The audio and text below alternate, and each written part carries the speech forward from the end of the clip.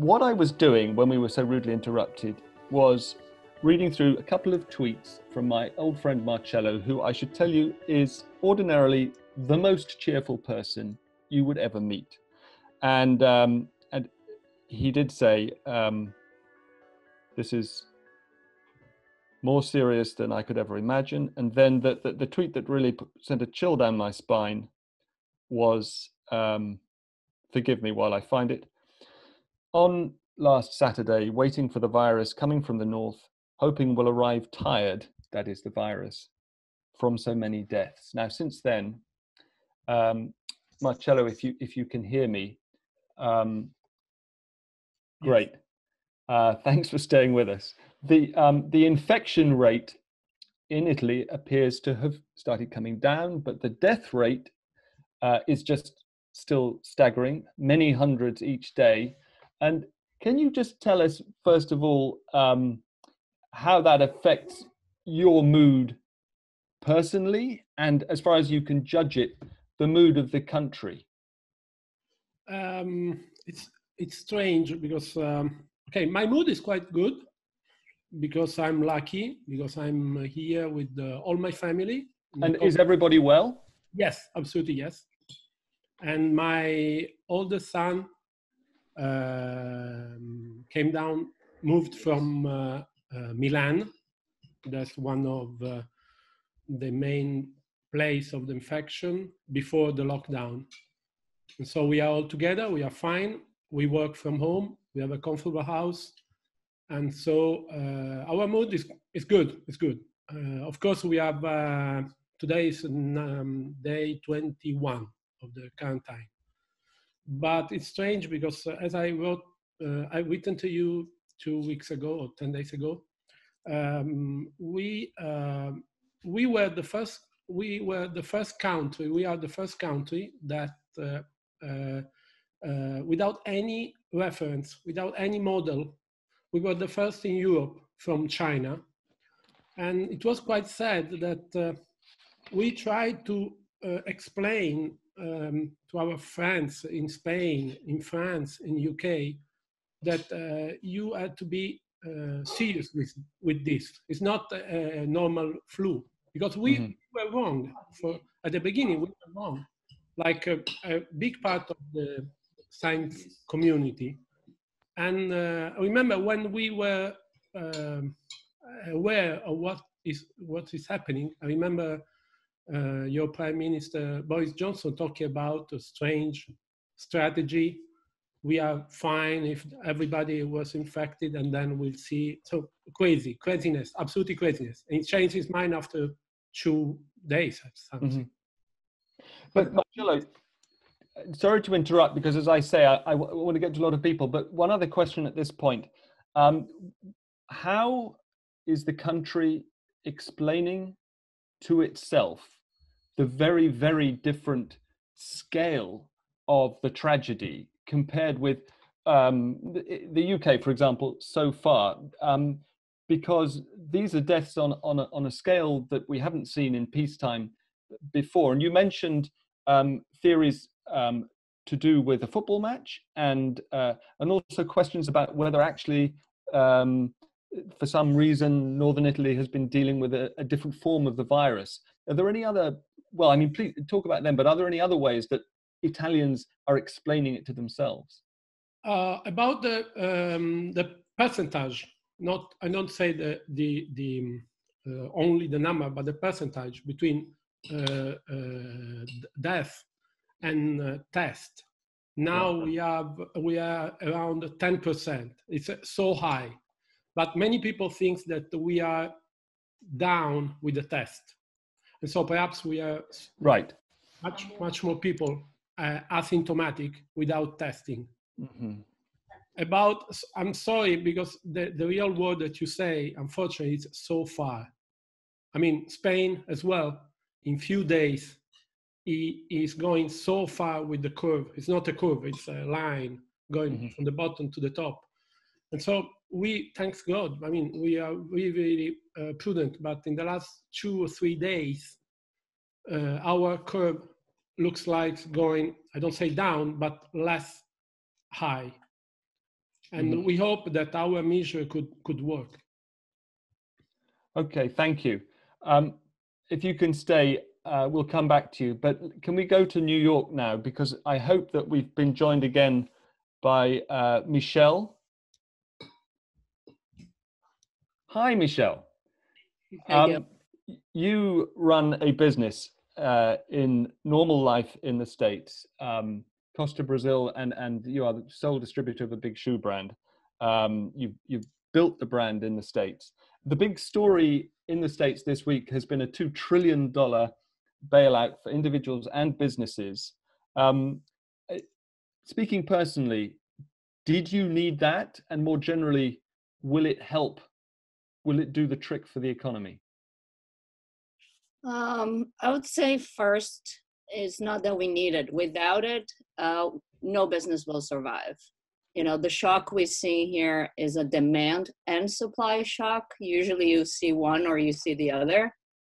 Here in the States, and I think globally, we're going to see both. So I'll give an example.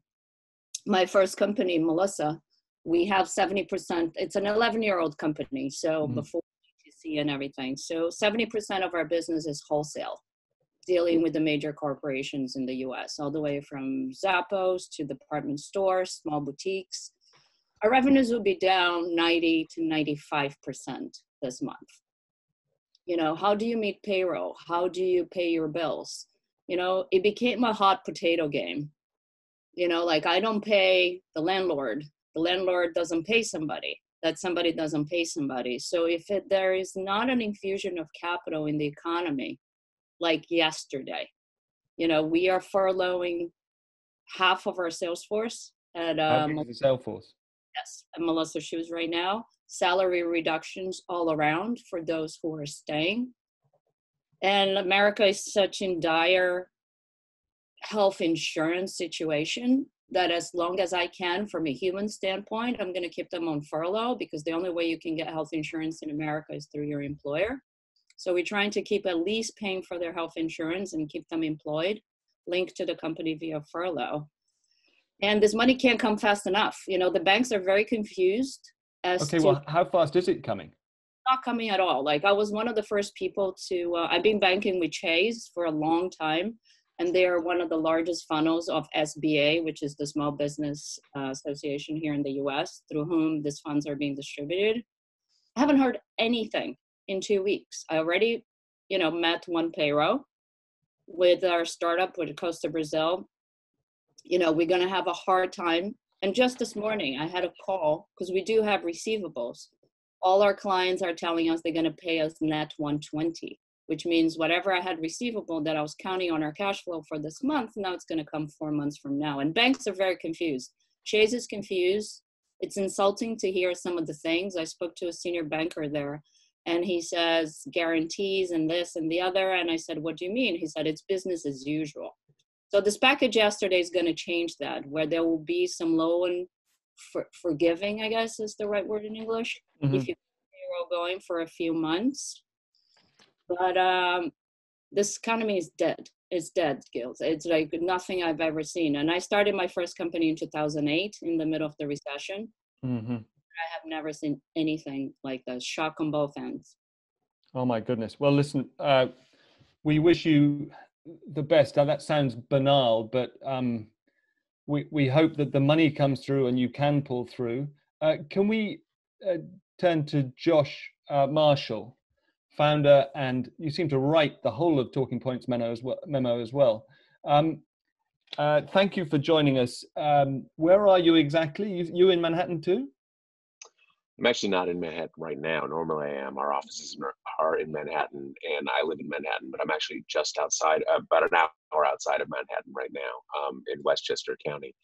Okay. And I've been here about 10 days. So the beginnings of it in Manhattan, I was there for, and then we came out here. And you have written quite angrily in the last 24 hours about this dithering, the confusion over whether to use the Defense Procurement Act. I mean, and about many other things as well. How do you think, as a journalist, that that's going to play out? And on the broader point of this strategy of business as usual by Easter, do you think Trump will blink? I don't even really see it as blinking. There's a thing that I think we've seen here in the U.S. over the last 3 years, that often you have sort of Trump's dialogue about the things he's talking about, and that seems relatively disconnected from what the actual United States government is doing. And a lot of U.S. politics in this period is the kind of those two things bumping into each other. Right. So I don't think it's a matter of blinking. I don't think it was ever going to happen, but it has a fairly big secondary impact, because a lot of people in the country still don't think it's a big deal. It's obviously we're at sort of, catastrophe level in New York City, in the greater New York City area, but there are lots of parts of the country that are semi-business as usual right now. And obviously the president out saying things like that sort of confirms everybody who thinks, hey, this is New York's problem, it's not going to get to me. It gives them reason to think that, sort of abets them in their denial. And just for people outside the United States, what's important to understand is that in our system, the president has no power to start anything back up or do anything like that. Mm-hmm. In extreme circumstances, the president could possibly have the power himself to lock things down. In our system, there's emergency powers that could possibly make that power possible. Obviously, we're sort of all, operating with things we haven't seen before. But the point is, all of these things, these lockdowns, these things are things that have happened at the state level that right. Governors do. So he has no real power to do anything like that. So from my perspective, this is a sort of, it's really more a matter of distraction than anything that he can do. But distraction is a pretty big deal in this sort of moment. No, clearly.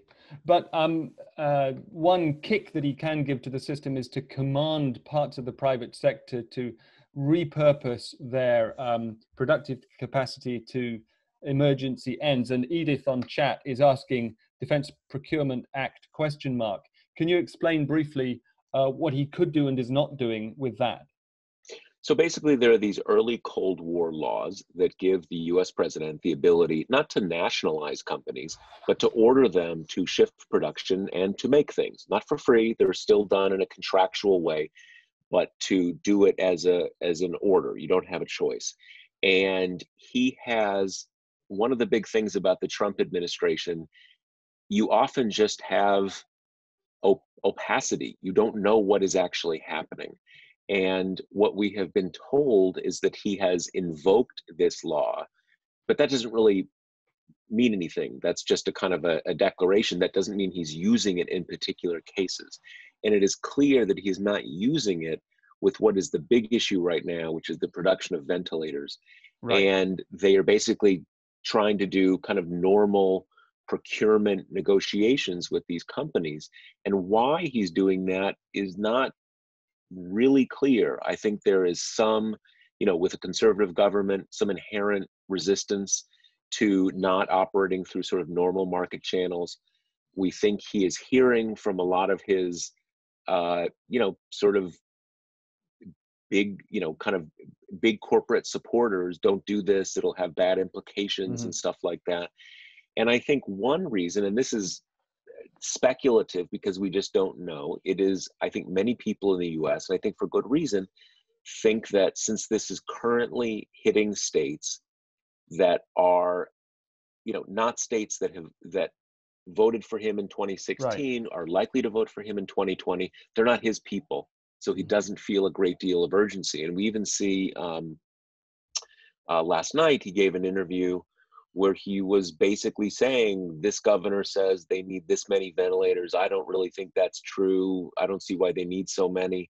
Mm-hmm. So a lot of the things that we have seen with Donald Trump over the last 3 years, it's the same patterns. It's just a lot more stark and ominous when you're literally talking about people's lives in the very short term. Right. So that's the gist. Josh, briefly, and then I want to bring it back to the UK, where there has been breaking news, as I mentioned earlier this morning. Is there any particular sort of conurbation or state like Texas, for example, that we should be looking at as a place where there is a chance of a rapid mass outbreak, and B, they are Trump's people? Well, I think everywhere. It's not like there are not big cities all over the country and in big red states. The obvious places to look there would be Florida and Texas, the second and third largest states in the country.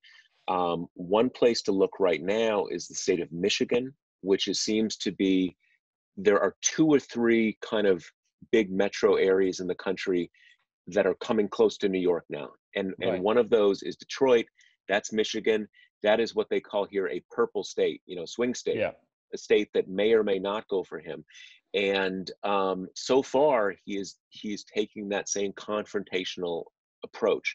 It's a state that currently has a Democratic governor. So that's the sort of the lay of the land where one other example though, there's already a big outbreak. In gross terms, it's not that large because it's a relatively small, big city, relatively small state, but the state of Louisiana, southern state, red state, already has in per capita terms, the biggest outbreak in terms of death toll. So this is coming around, it's coming everywhere. And we will see whether his attitude changes when it starts hitting states that he sees as, his people. Josh, thanks so much. In this truncated version, we've got to move swiftly on. Please, let's remember the hand raise function. And while you are raising your hands, people who are listening, can I go to my colleague, Matt D'Ancona? Because Matt, you've already written something since Johnson announced at about 11:30 this morning that he had tested positive. You've written something for Tortoise about the implications of that. Elaborate. Yes, thanks, Giles, and hello, everyone. Well, it's obviously a huge personal story. It seems that the Prime Minister's symptoms are pretty mild, and he was well enough to do a video posting about his condition. But it is an absolutely huge development in this crisis for 2 reasons, I think. First of all, it's an opportunity for the government to take advantage of his situation, if you like, as a step in public health policy, because the fact that the Prime Minister can contract COVID-19 shows that it's no respecter of status or power. And I think that will cut through to people, and it might encourage them to behave in a way that's even more strict in observing the rules on social distancing and social isolation. And certainly the government, from the conversations I've had today, is hoping that's the case. But it also represents a challenge, because if Johnson becomes incapacitated, and obviously on a human level we must hope he doesn't, he has a pregnant partner, and one sends them best wishes for a speedy recovery. But should he become incapacitated, there is a line of succession which passes ex officio to Dominic Raab, who, as well as being first Foreign Secretary, is also First Secretary of State, which means that he stands in for the Prime Minister when the Prime Minister can't perform a function. He's acted at Prime Minister's questions already for Johnson. Now, Raab is not the sharpest knife in the canteen, and if he was to be at the helm of a government in crisis, I think it would rapidly degenerate into, if you like, an oligarchy of rivals. There are much more dynamic, clever and powerful figures in the cabinet than him, notably now Rishi Sunak, the Chancellor, who's had a very successful start to his career. Michael Gove, less obvious but still significant, is Priti Patel, the Home Secretary, who wants very much to close all borders, but has been prevented from doing so by Johnson. So I think you'd see a battle for power behind the scenes, which might become quite unseemly. Yeah, the idea of oligarchy of rivals is quite alarming at this point. But one wonders if they would have the nerve to be seen to be exploiting it this early in a 5-year well, of course, parliamentary term?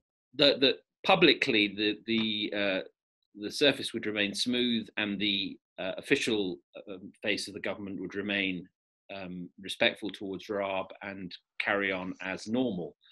But I think that behind the scenes things would become a bit disaggregated. We're not there yet. I mean, let's not get ahead of ourselves. This is purely speculative. Johnson obviously feels his symptoms are not terrible, which is good, and that means that he'll be able to carry on running the government by remote control. But it is serious enough for him to be having his meals, left at his door. It's the real thing. Yeah. No, Tess is asking on chat, and Claudia, you must interrupt me if I'm missing stuff, but whether it's time for a national government. I suppose out of the question with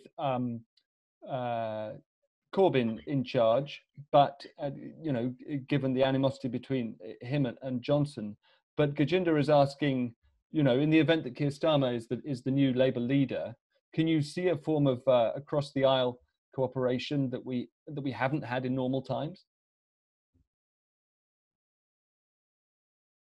I can't hear you, Matt. Can we unmute Matt? Okay. I've just been unmuted. Yes, some Conservatives have already suggested, George Freeman, for example, who's a Tory MP, have already suggested that there should be involvement of Labour.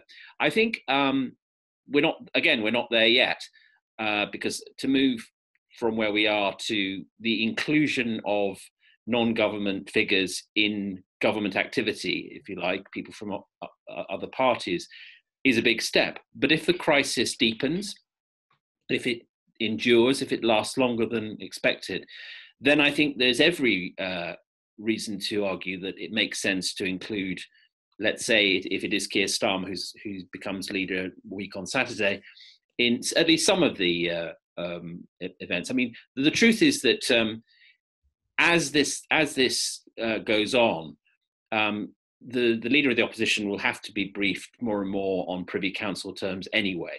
So to some extent, that will happen once Corbyn's gone, as a matter of course, I think. And it might be judged a little further down the line if sadly fatalities do rise, if the country starts to get edgy. That something with the feel of a national government is not such a bad idea. But I very much doubt you'd have Labour figures sitting around the cabinet table. I think that's not going to happen.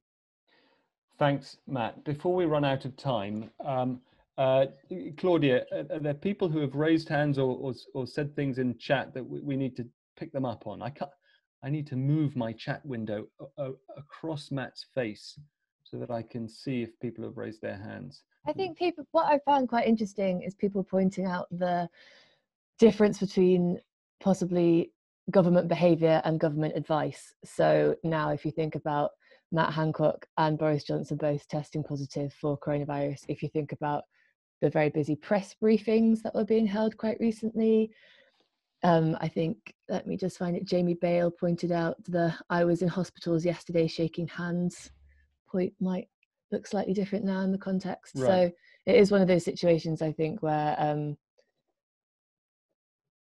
Boris Johnson's behaviour is now looking a lot more suspect. Right.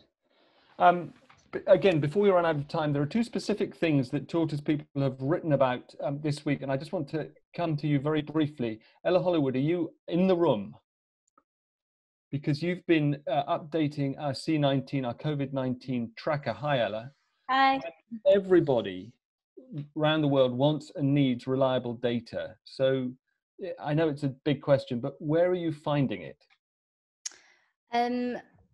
Well, good data, it depends what you're looking for. Maybe you can explain for people who don't know very briefly what the tracker does, what it is. Yeah, so what that does, we scraped all the kind of fact checks that have been coming through into Google search results. So what Google does is it has a way of knowing if a web page is a fact check. So we scraped all of those fact checks, just looked at the English language ones, removed duplicates, and then sort of started to classify them just to see what trends come out. because they do sort of fall into quite sort of common groups. So you can look to see which images have been doctored, for instance, and videos. There's a lot around prevention and cures, and a lot around statistics as well. So what we've done is create a kind of interactive explorer that you can go through yourself and just to sort of see all the different bits of misinformation that keep coming up about COVID. Right. It's so useful. I do urge anybody, if they want to actually know what's reliable, go to Ella's C19 tracker on the app. Xav, Xavier Greenwood, are you around? In about 30 seconds, can you summarize for us? I know you had a call to, hi. Hi. The Oxford versus Imperial view on fatality versus infection rates. And this brings us back to what Marcello was talking about in Italy, the possibility that in fact their actual fatality rate is lower than 9% because there may be hundreds of thousands of unidentified carriers. You were really interested in this report from Oxford when it first came out. Why? Well, I mean, I'll preface this by saying that I'm not an epidemiologist, so neither the report nor the critiques of the report I can understand very well. The reason why it's interesting is that, you know, and I largely people think that it's very unlikely to be true, but if it was true that half of the UK had been already infected, it would mean that the number of people that were asymptomatic was likely to be very high, which means that things like self-isolating away from vulnerable people suddenly become super, super, super important rather than just quite important. Which is kind of one side of it. And then the other is obviously that if you then factored in kind of fatality rates and stuff like that, under an assumption that there's lots of people who don't present any symptoms at all, then the fatality rates suddenly become much, much lower. I think the Oxford paper, again, I know don't know nearly enough to analyze it properly. I think it invites the Imperial team, sorry to interrupt, the Imperial team pushed back pretty hard, didn't they? I mean, is it your sense, in fact, and very briefly, and then I want to come back to Marcello if he's still with us, that in fact that was a story that will die and it will be seen, it will be looked back on as a bit of an aberration, the Oxford study? I mean, I don't know. I think, I mean, my suspicion from reading, you know, that paper, reading the stuff about the, I think, Italian town, though, where lots of people were presenting as asymptomatic, even on the Diamond Princess, a significant, which was, you know, an enclosed environment, so kind of a petri dish testing this, there was still a percentage that were asymptomatic. So I think, you know, the Oxford paper is inviting an essential which people have to have, which is what proportion of people who get the illness are asymptomatic, because it feels like that's completely crucial to understanding how it spreads and to understanding infection rates and fatality rate and the way that people should behave. Because if suddenly everyone's asymptomatic and then you have this testing to how many people have already had the illness, maybe we will get to some herd immunity much earlier than we think. Xav, thank you. I'm going to cut you off there because we are at risk of being cut off. I'm not sure yet how strict Zoom is about this. Marcello, if you're still there, hi.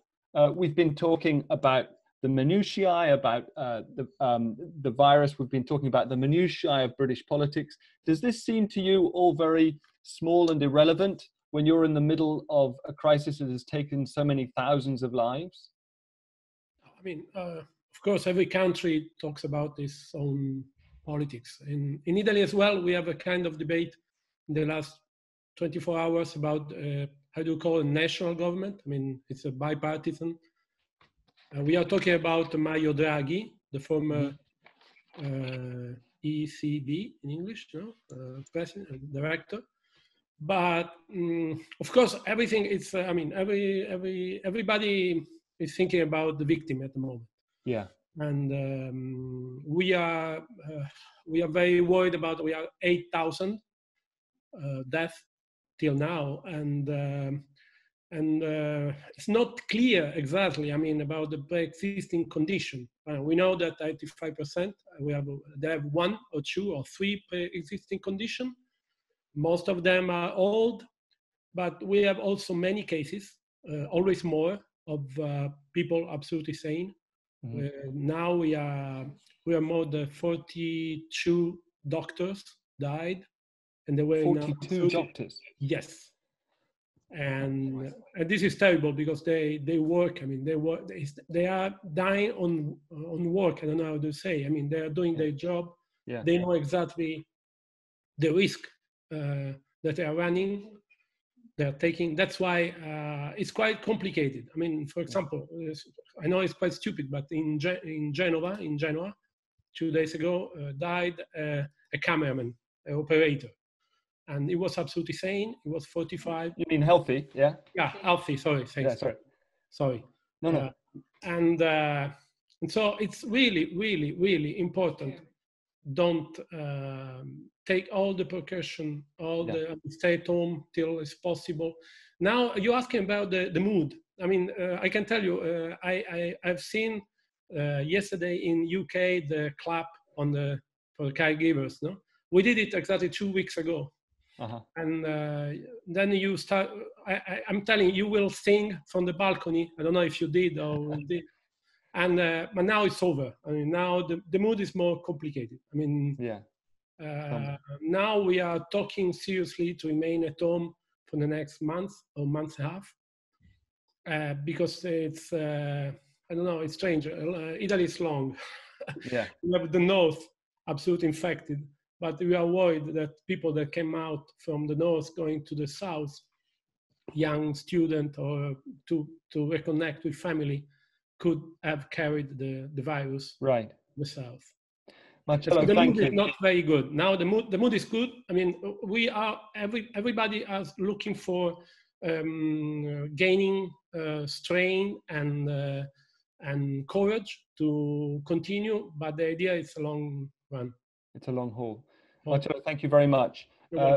We've overrun, and I don't know how long Zoom allows us to. I'm glad that they have actually sort of enabled us to have a conversation in the end. I want to thank Marcello and Josh and Michelle for joining us from New York, not just once, but twice this morning. We'll do this again next Friday, and with luck, we'll be able to bring in a few more moving parts. But I will think for a long time about the image, Marcello, that you offered of the sadness of being in Italy, knowing what's coming, and looking at the rest of the world and scratching your head as in disbelief as people fail to pay attention. Michelle, the US economy is dead like nothing you've ever seen. A demand and supply shock at the same time, with, we fear, the health shock still largely to come.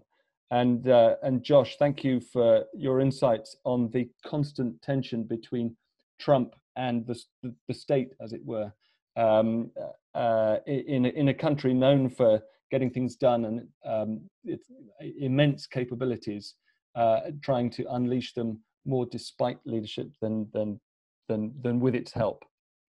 Anyway, thank you all very much. It's now 2:35 in London. Let's all get back to what we were doing and do this again, please, next week. Yeah, we'll be back here next week, won't we, Giles? It's going to be every Friday and at 1 o'clock. And we have to say thank you so much to Santander for making this possible. And we're really delighted to have them as a founding partner, to have made SenseMaker Live our first experience. Very brilliant. Thanks. Have a good weekend, everybody. Thanks a lot.